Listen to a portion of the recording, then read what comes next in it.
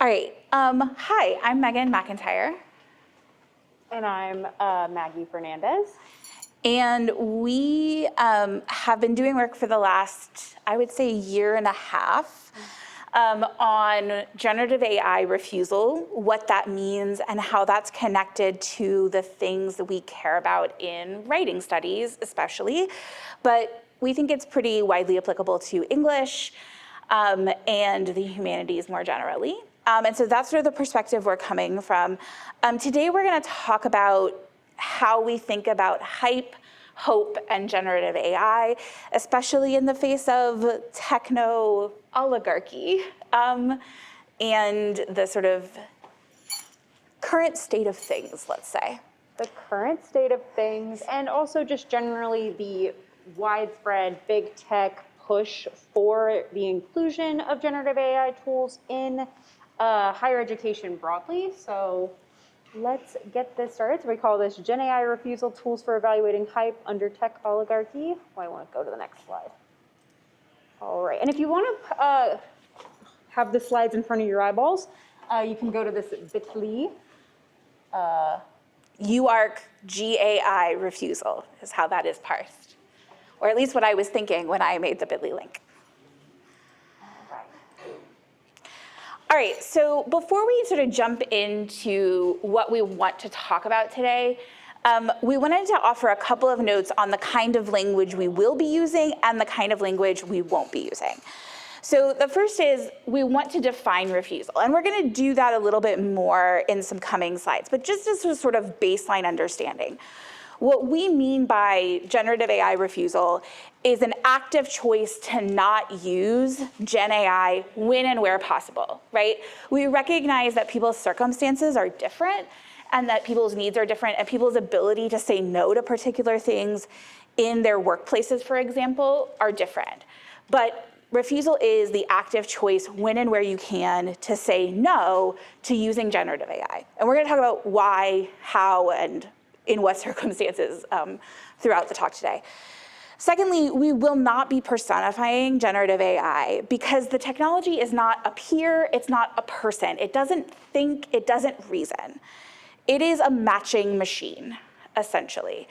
And so we're gonna avoid anything that pretends that Gen AI can think, that ChatGPT is talking to us, that ChatGPT is our peer or a person. We're going to talk instead about these as products and technologies because they are things that are being sold to us. And they are also technologies in the sense that they bring together a lot of different structures, infrastructures, power structures that are sometimes visible and sometimes not that visible. And so just to get into why refusal, why are we kind of opposed to the use of generative AI when possible? From a writing studies perspective, as teachers, as writers, we believe that language, power, and persuasion are interconnected, and we think that writing, the act of drafting for yourself, the act of working things out on the page, we believe that's really important to meaning making. We believe it's important to gaining access to resources, participating in democracy, being social, and building relationships with one another. And we're seeing a lot of research coming out that is indicating that over-reliance on Gen AI is shorting ourselves of the ability to think and learn in ways that affect cognition and critical thinking. And also from ethical, there are also many ethical questions about generative AI. The data scraping that was conducted to build these technologies was largely non-consensual. By largely, I mean almost entirely. And so we believe in the value of people's writing and ideas and believe that people should be able to opt in rather than opt out. And you can't kind of unring that bell. They are also surveillance technologies. They rely on massive amounts of labor exploitation globally, both in terms of the mining that is done to get the minerals and ores that we need to make these technologies, and also to oh my gosh, my brain. Sanitize. So sanitize, so content moderation. And then you've also probably heard about how these are environmentally devastating, rely on a great deal of energy and water in order to run efficiently and effectively, as it were. And so what we really think is that the current benefits of GenAI do not justify the significant costs. And the way that people are being put in positions to make choices about this, we believe that people should be able to refuse. So that is essentially where we're coming from in terms of refusal. And we're building our definition of refusal from a lot of really important interdisciplinary work that shows us about the present impacts and implications. And so refusal is focused on those present impacts and implications that we were just talking about for perpetuating systems of oppression, as opposed to focusing on speculative risks or potential benefits of GenAI. So we're not talking about end of the world, AI apocalypse, the robots become sentient and they take over. We're not talking about that. What we're talking about is how these technologies are linked to climate collapse, how they're linked ongoing right now, not distant in the future, and how they're linked to other harms that we've just talked about. We're also not that interested in hearing about potential benefits that are equally distant. And so refusal includes multidimensional and plural responses to the changing realities of GenAI. So again, different people are positioned differently to refuse. And what we're talking about might change in different ways. So we have to be open to the context changing and different approaches to refusal. And so we believe that refusal is a pragmatic response, which we highlight that because very often one of the most common things that you hear as someone who is resisting or refusing generative AI is, well, it's just pragmatic to work with it. It's already here. We don't really have a choice.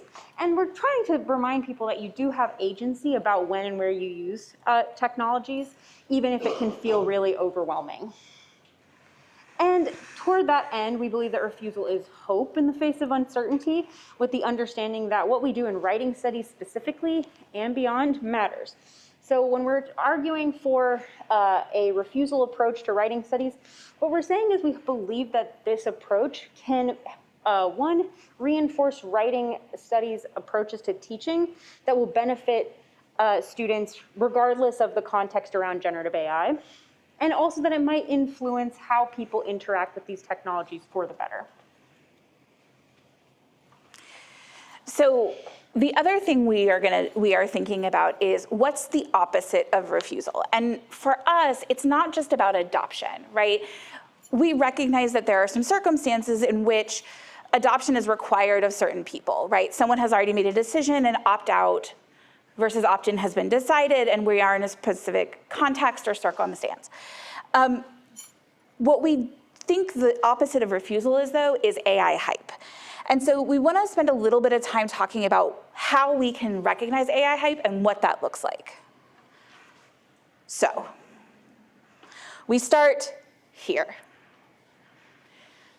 So Elon Musk, all of these quotes are these sort of quote unquote thought leaders who are invested heavily financially, especially in big tech, talking about generative AI and the sort of frontier of AI. So Elon Musk has said, we will have for the first time something smarter than the smartest human. It's hard to say exactly what that moment is, but there will come a point where no job is needed.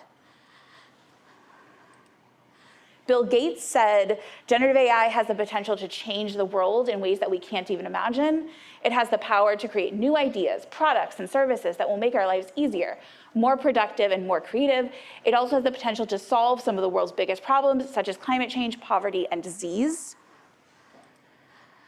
Sam Altman, chair of OpenAI, which is the sort of parent company of ChatGPT, has said that I think AI is going to be the greatest force for economic empowerment and a lot of people getting rich we have ever seen. And then Mark Zuckerberg, famously of Meta, says my view on this is like in the future people are just going to be so much more creative and are going to be freed up to do kind of crazy things. And so we ask ourselves what these four quotes from people who make quite a lot of money in big tech have in common. which is not an idle question I'm actually asking. If we look across, let's do some rhetorical analysis together. If we look across these 4 quotes, what are some commonalities we might see in how these 4 guys frame generative AI? They're only talking about the benefits. Yes, so they only talk about benefits. That's a good one. It's all in the future. Other things we're noticing? Yeah? Centering around economic ideas, like eliminating jobs is a common. Yes. So there's a big focus on economics. Other things we notice across these 4? It doesn't have to be present in all 4, but is there something we're seeing in 2 of the 4 or 3 of the 4? Oh, let me check the chat real quick. Claims, no warrant, says Jen Johnson. Jen Johnson is right. Hi, Jen Johnson. Miss you. Claims no warrants, right? There's no specific. Changing the world, says Sakina. Yes. Oh, no. Other things we notice? A lot of money is involved. Yes, right? It's economic, but it's also like, to put those 2 pieces together, right? It's positive economic change. We're all gonna get rich. Sakina's also said appeals to utopian altruism. Yes, gold star. Absolutely. So these are what we think are great examples of what AI hype looks like, because they all do a few things that AI hype tends to do. So, and we've covered these, right? They're speculative, not specific. All claims, no warrants. They're future-oriented without attention to the present in terms of both harm and capabilities. If harm is acknowledged as distant, general, or unavoidable, we don't actually even see that one, to your point, right? Like, we don't even see even this sort of out there mention of harm existing. That sort of doesn't exist for these 4, in these 4 quotes, and rarely does it exist actually from these 4 speakers. We see a little bit more in some of the tech journalists or sort of tech thinkers, some acknowledgement of future distant harms that are far away from us. But again, not specific, not a focus on what's currently happening. There's a really important narrative of progress involved, right? Like, we are moving toward everything better. It's going to keep getting better all the time, and someday it's going to be this amazing force for good. And that progress is inevitable. That's just what's going to happen. It's gonna keep getting smarter no matter what. It's gonna keep getting more creative no matter what. No sense that devolution is possible or that present capabilities are actually pretty limited, which they are. And so we put this in conversation with hype and doom because remembering that doom is also kind of on the mind these days. We're kind of, the way that we're thinking about hype and doom, also building on the work of important scholars like Timnit Gebru, who is famously an AI ethicist and computer scientist who led an AI ethics group at Google and was fired when she did not want to retract the findings of what would now become like a very important paper on AI called Stochastic Parrots. What is it called? Can large language models be too big? It's by Emily Bender, Margaret Mitchell, Angelina McMillan Major, and Timnit. And it basically, like 5 years ago, they forecasted everything that we're seeing here, all of these harms, and Google wanted it retracted. And so we're thinking about hype and doom as part of this larger kind of 2 sides of the same coin. Both encourage us to think about AI in unrealistic, ungrounded ways. It's the end of the world as we know it kind of rhetoric. And we want to really push back on that because it's the kind of thing that also sells AI and also encourages folks to think really uncritically about the way AI is and possible responses. So thinking about those rhetorics of inevitability. For example, leading the charge led by Elon Musk, a couple years ago, there was an open letter by a bunch of big thinkers on kind of the frontier of AI advancement who called for a pause of giant AI experiments, an open letter. And essentially, they were calling for AI labs to pause. Progress is happening too quickly. It'll be the end of civilization as we know it. And so according to this letter, they said, contemporary AI systems are now becoming human competitive at general tasks. And we must ask ourselves, should we let machines flood our information channels with propaganda and untruth? Should we automate away all the jobs, including the fulfilling ones? Should we develop non-human minds that might eventually outnumber, outsmart, obsolete, and replace us? Should we risk loss of control of our civilization? And while some of these concerns might sound reasonable, particularly those about misinformation and automation, the others are the stuff of science fiction. And notably, the authors are not pointing to documented harms regarding bias and environmental extraction, and they're also not taking responsibility for putting this out there. It's that this train is already on the tracks and we can't stop it rhetoric that is really harmful and ultimately serves to funnel money back into these programs, into these companies. Because if AI is this advanced, then we might as well get on board. When the reality is, I don't know if it is human competitive. It's not human competitive to me. And they address this in their frequently asked questions. Doesn't it just fuel AI hype? But ultimately, they say there is no natural law or barrier to technical progress that prohibits this. We therefore operate under the assumption that AGI is possible and sooner than many expected. Again, that future-oriented approach. And maybe they're wrong, but they don't really think they're wrong, and they're not acting like it. And so ultimately, the doom-hype binary benefits big tech as both positions overstate the capacities of the technology at hand and serve to diminish the sense that we can impact the future. We can, we have choices. And as Timnit Gebru cautioned, the same people cycling between selling AGI, the same people cycle between selling AGI at utopia and doom. Like, it's not a mistake or a coincidence that Elon Musk both has invested enormous sums of money in XAI and was leading the letter that Maggie just talked about. Like, they're the same people. They're the same people, and all of that is in some ways above us.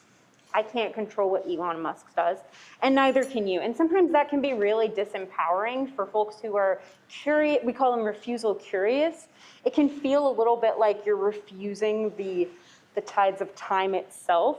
But there are things that we can really concretely do, both to change the interpersonal and local conversations that we can about generative AI, and to disinvest from companies that don't care about the planet, don't care about writing, and can't actually support the work that we do as writing teachers or students. So here are some four major ideas or four major actions that you can take about to address, to do some refusal work in your daily life. Yeah. So the first one is to sort of start where we sort of started this talk, which is we really want to push back on personifying these technologies. Whatever you think about your interactions, if you've had them with these technologies and the outputs you have seen, the texts that you have seen generated, the images you've seen generated, they're not human. They're not people, they're not our peers, they are not writers, they are not thinkers, and they do not have sentience. They also don't have reasoning. They don't understand or not understand things. And the language around this matters because language matters in general. And we know that in part because when big tech took on AI projects that they wanted to sort of push out to the public, they started with a text generation machine, right? They started with language for a reason, because changing the language matters. Language matters. I think we all maybe can agree on that as English majors. But the language matters, the language we use matters. And then second, make sure to, in your professional and personal life, value human creativity and intellectual work. A chatbot, because it is not a person, cannot be a peer reviewer. There's something really meaningful that happens when writers evaluate and talk through writing with other writers. We also have to look across writing and into image generation when we see things like Studio Ghibli AI trends. It can seem like a really small thing to do, to create an image. And even in terms of the water used, it's not small. It's like a water bottle's worth of water wasted. But it also, you're giving your face away. Don't do that. Protect your face. But also, that's just a small way to signal that human creativity and the people who worked to develop the style that was stolen, that it doesn't matter. And so emphasizing the importance of human creativity, both in writing classrooms and in personal use, those are really easy moments to say no. And then being mindful of present harms. And we have talked about these already, right? Like the environmental harms, the labor harms. We're talking about huge amounts of power and water, especially because data centers tend to be placed in communities that can't afford to give up that amount of power and water. They're not putting them in places that are not drought prone. They're putting them in deserts. They're putting them in Texas. They're putting them in Arizona. They are putting them in Memphis, Tennessee, in the poorest possible neighborhoods, and pumping out CO2 at a rate above legal limits because they're claiming it's an emergency. That's XAI, by the way. Literally doing that right now. Closer to home, it also is an entirely difference-destroying technology in terms of language. Language changes via use. Languages, Englishes are multiple. There's not actually one version of English that exists above all others.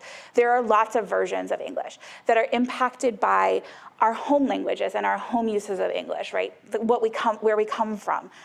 Regional dialects, world Englishes, all sorts of versions of this language we call English. But ChatGPT produces one version. And it erases all of that difference. And as an English teacher, I really, really care about that because I think students have a right to learn and work and create things in the language, in the version of English that's meaningful to them, which is also a commitment of the Conference on College Composition and Communication, the largest organization of college writing teachers in the entire world, who in 1974 affirmed students' right to learn and write in the languages and the versions of English that are meaningful to them. And then finally, be skeptical and evaluate all information about GenAI for hype or doom. Who is making the argument and what do they have to gain? Do they offer specific information about present capabilities? Do they attend to current and ongoing harms? These are very clear rhetorical questions, a little bit of rhetorical analysis that we can do in our personal and professional lives. And recently I watched the great chatbot debate between Emily Bender and a person who works for OpenAI, whose name I have forgotten. And when you have these conversations with people who are really invested with hype, you'll notice that they're not saying a whole lot, and it's very easy to find the gaps. So just asking for specifics, defining terms about what things are and what things aren't. A chatbot is not a person. It is a technology. It is a product. It really can make a huge difference both in how we're taking in information and what we can do with that information. Just a little of that. For those who don't know, this is the creator of the Studio Ghibli style and who really hated AI and gave interviews. And this is also how we're feeling at the moment. That's how we're feeling. So thank you. Yeah. So if you